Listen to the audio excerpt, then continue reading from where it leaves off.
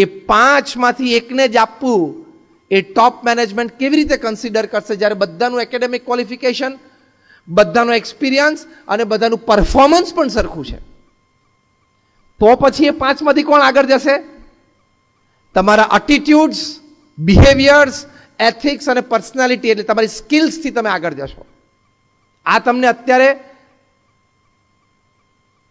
હું જે કહું છું એ અનુભવ નથી તમને, એટલે તમને એક સાહજિક લાગશે, પણ after 20 years you will come to know that this was absolutely right.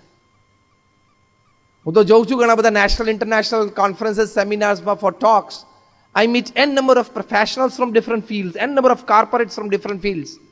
I've learned this from them. કે હકીકત છે.